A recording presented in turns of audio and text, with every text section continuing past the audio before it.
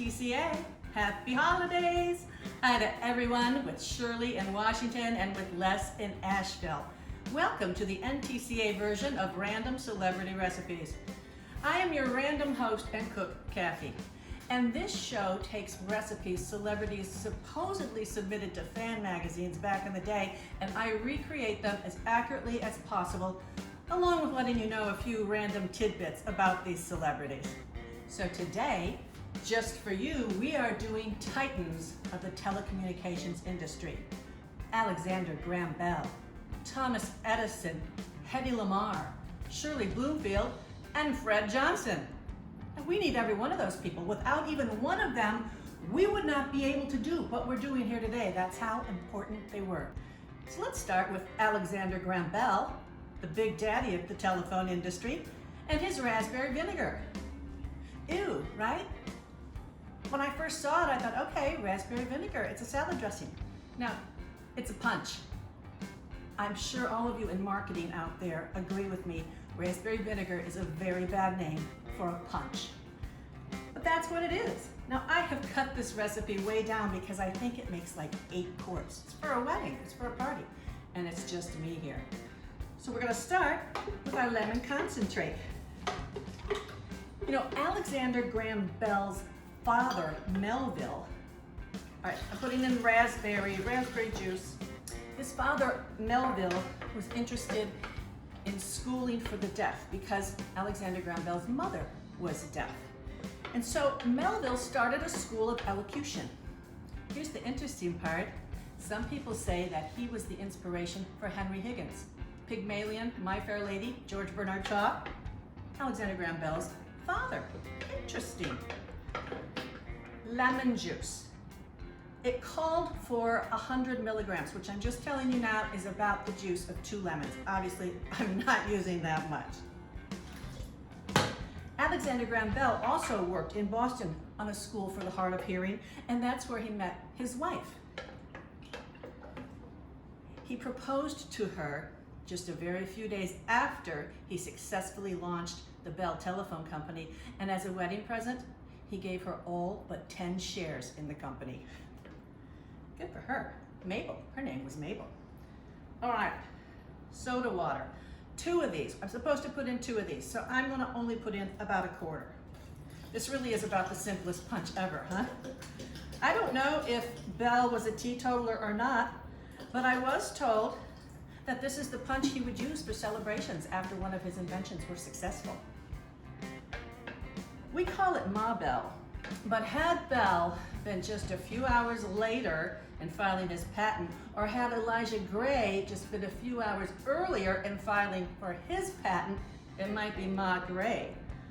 Poor Alexander Graham Bell had over 600 lawsuits against his telephone patent. He got so stressed out about it that for the last 40 years of his life, he moved to a tiny town in Nova Scotia. These were supposed to be frozen raspberries. Yeah, I missed that part, so I thawed them. I'm pretty sure that affects the presentation. But that's what it is, okay? It is lemonade, raspberry concentrate, raspberries, lemon juice, and soda. What could be easier? But before Alexander Graham Bell escaped to Nova Scotia, he was on the board of directors of the Cosmos Club there in Washington, D.C.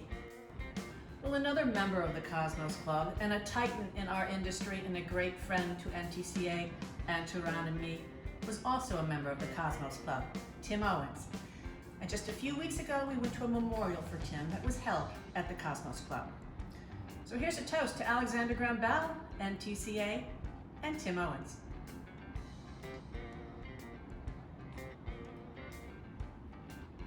There's punch. It's just a lovely light punch. Here's a fun one. Fred Johnson's chicken bake. Yes, that Fred Johnson, the beloved friend of NTCA. Chicken bake, sure, why not? Let's read this recipe. Now let's read this recipe.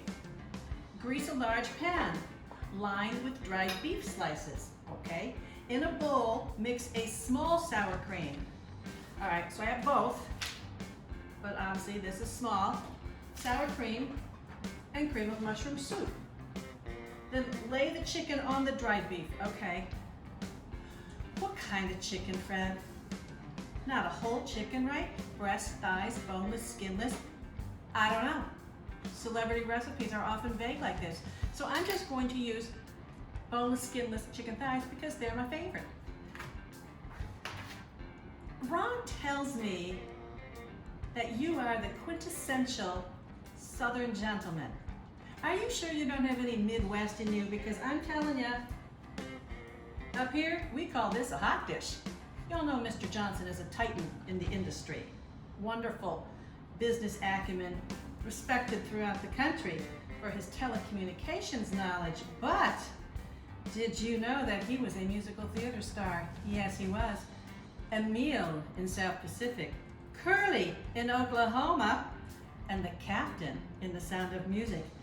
If he only had played Henry Higgins, huh? That's next. That's next for you, Fred. Henry Higgins. Fred likes to say that it was a beautiful morning, an enchanted evening, and a lovely climb over the mountains. All right. You know what? I didn't grease it. I was too busy talking about Fred. All right, I'm going to place my chicken on the dried beef. And then I'm going to mix together the sour cream and the cream of mushroom soup and pour it over the top. And I'm to let it set overnight. So that's what I'm going to do. Fred's a great piano player, plays guitar, has a lot of fun entertaining people, singing rock and roll. He's quite the showman. At Fred's 50th birthday party, a Michael Jackson impersonator taught him how to dance. Sounds like a fun party. All right, I'm gonna just cover this, put it in the refrigerator all night, and then I'm going to cook it tomorrow. Okay, Fred's chicken, overnight in the refrigerator. Really, it really was overnight in the refrigerator. I make these recipes exactly, so technically it's the next day. 275 degrees for 3 hours uncovered. Here it goes. Okay, Alabama style shrimp bake. This is some real cooking. This is fun to make. I've done my prep work here. I did not peel the shrimp. Now the recipe calls for shell on. I did, however, slice the back and devein it. Not the leg side, the back side. But I'm keeping the shell on, which of course is gonna make for a lot more flavorful dish, although a lot more difficult to eat at the end. Got my onions sliced really thin, lemon sliced thin, and I'm just making sure I've got all the seeds out of the lemons before I put them in the dish. Oh, cat, down. I'm so sorry. My cat is on a hunger strike because he doesn't like his new food, and I'm out of his old food. So this shrimp is driving him crazy. Anyway, Shirley went to theater camp as a kid, which I envy very much. And she played Anna in The King and I and Sarah in Guys and Dolls. Now these are not third peasant from the right roles. These are the leading lady roles. You know where I'm going with this, right? Henry Higgins, Eliza Doolittle. I smell an NTCA revival. Or they could do, Fred and Shirley could do a show called The Telephone, which was on Broadway from December 1948 to January 1949, a total of 40 performances. It's a real turkey, but still, could be cute. One male, one female, The Telephone, am I right? I'm to combine together a lot of ingredients. Butter, lemon juice. You know what, I've got seeds in here, so I'm just gonna do this. Make sure they don't get in the dish. Worcestershire, a lot of Worcestershire. Salt, pepper, rosemary, and red pepper. There it is. 3 cloves of garlic. There it is. And a tablespoon of hot sauce. Fire sauce, I'm up for it, are you? This recipe, whoa, are you?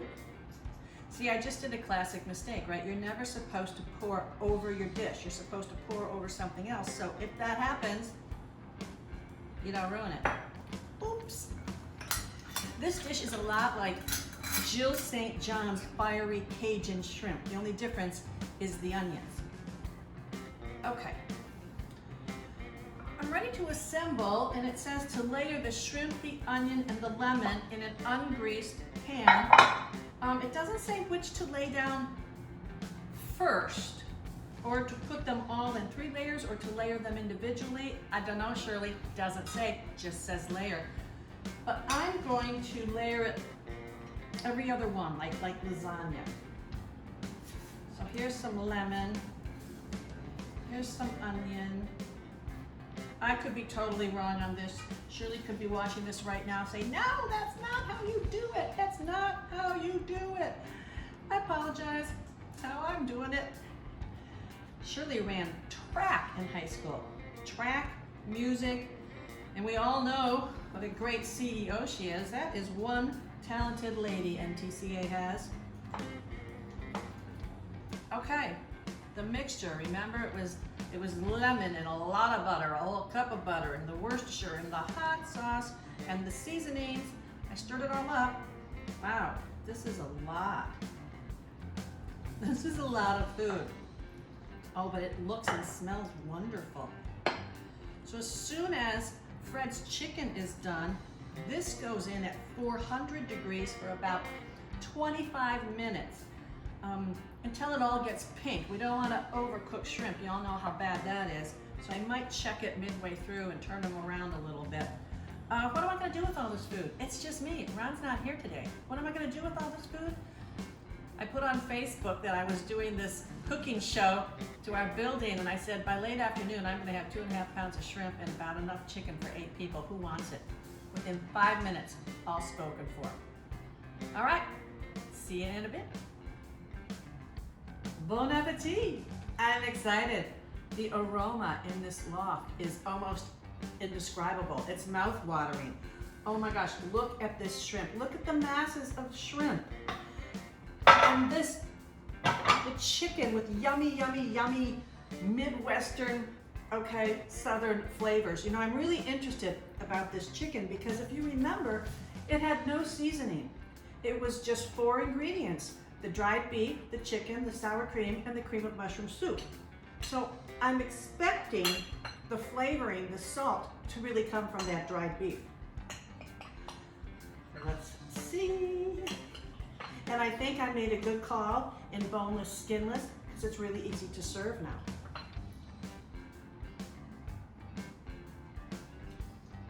Oh, Fred. Mm-hmm. If any of you are ever afraid of dried chicken, trust me, there's nothing dry about this. This is delicious. This is what I would take to those church basement potlucks. It would be a huge hit. I'm a little disappointed that I promised all the rest of it to my neighbors. I gotta have one more bite. Mmm. Mmm. Mmm. I think it would go great with the Chardonnay.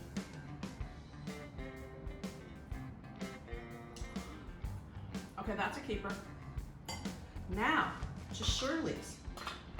All right, I'm still a little unsure of how you eat this. Do you pick it up? Is that what you do, Shirley? Do you pick it up and then you just peel off the shell? Which is fine. Maybe a little sticky, but fine. Ooh, I bet this would be good over linguine or something, huh? Okay, make sure I have the shell off. Here we go.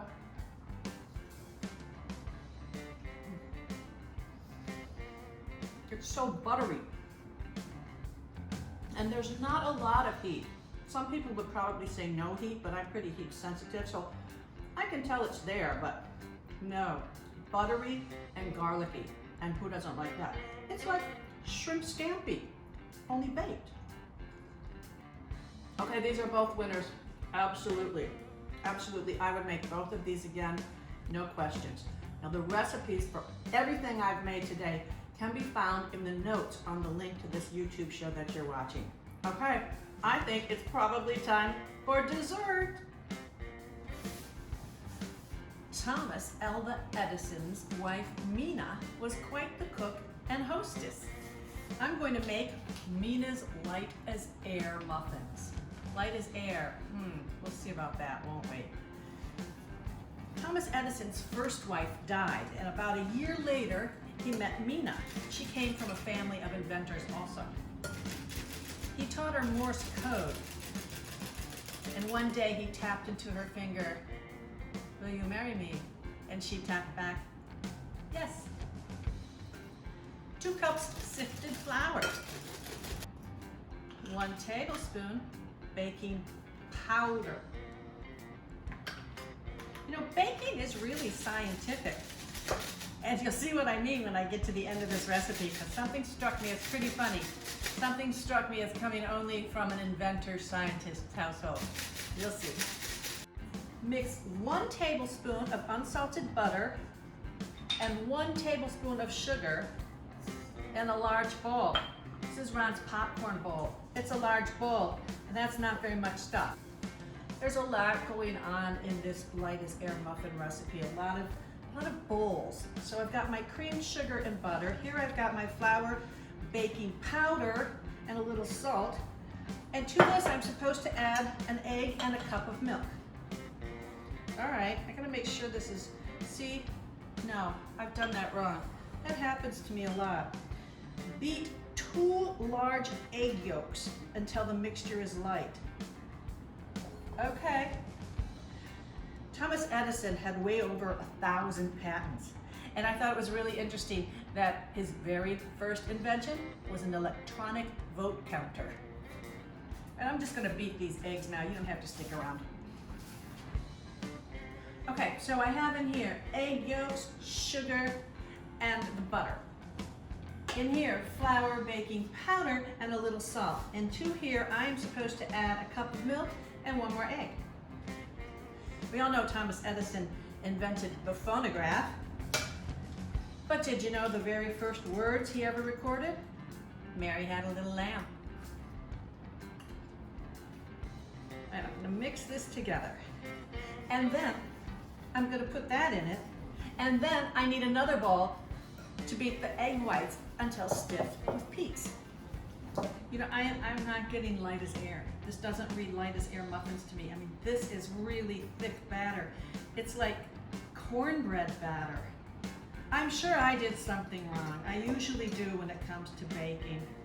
Now I'm gonna beat the egg whites until they are stiff peaks. Look at the mess I've made.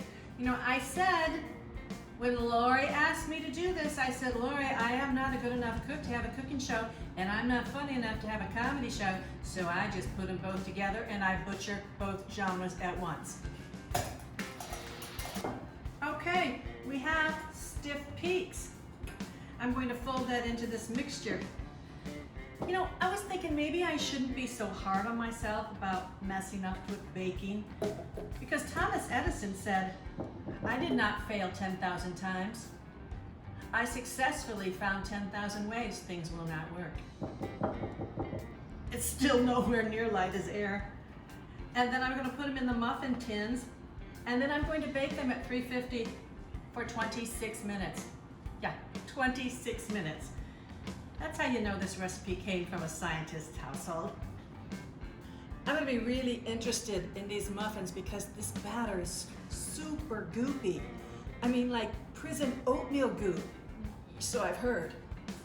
Okay, 26 minutes, the muffins are out. I don't know, they don't look all that great, but we'll see if they're lighter than air when I eat them. While I'm waiting for those to cool, we're going to make Hedy Lamarr's Purple Haze. It's only fitting, right? Because we're in Minnesota. We bleed purple in Minnesota. When Prince died, Ron and I lived a few blocks away from Paisley Park, and whew, the circus came to town. And now we're downtown, just a few blocks from First Avenue. So yeah, we're gonna make Purple Haze. Go, go, go, no, go! Dimitri. All right. 2 ounces or 1.5 ounces of vodka. A tablespoon is about 2 ounces. So I'm gonna put, a little more than a tablespoon. 1/2 ounce of raspberry liqueur. So I'm gonna put in a teaspoon, or a little more. And then 2 ounces of cranberry juice, and it says more or less. More or less, okay, Hedy. Hedy Lamarr was one of the most beautiful women in the world. I don't think anyone's going to dispute that. She was Delilah in Samson and Delilah. She starred with Clark Gable and all the great leading men of Hollywood's golden age. And she invented Wi-Fi. Yeah, she did. We would not be here today if it were not for Hedy Lamarr and the Wi-Fi. I think I'm supposed to put ice in there. She called it a frequency hopping machine. And she offered it to the military in World War II. But she was told that she could do more benefit to the country if she would sell war bonds with her pretty face. So she did. 340 million in today's dollars worth of war bonds. By the time the Cuban Missile Crisis came along, the military said, maybe we should pay a little bit more attention to Hedy Lamarr's invention. And they did, and it helped in the Cuban Missile Crisis, and it became what we now know, not only as Wi-Fi, but GPS. Well, I'm ready to try Mina's Lighter Than Air muffins and Dorothy Lamour's Purple Haze, although, let's face it, it's really more of a pink color than a purple color. Let's see.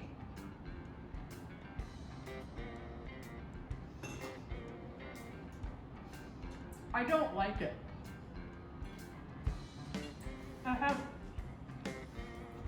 It has no flavor. That's because it's just egg whites and egg yolks and no sugar. 1 tablespoon of sugar, remember? No flavoring. There's no flavoring whatsoever in these muffins. I am sorry, Thomas Edison. You're a great guy. You developed what we currently use as our electrical system, the whole country. But your wife's muffins are bad.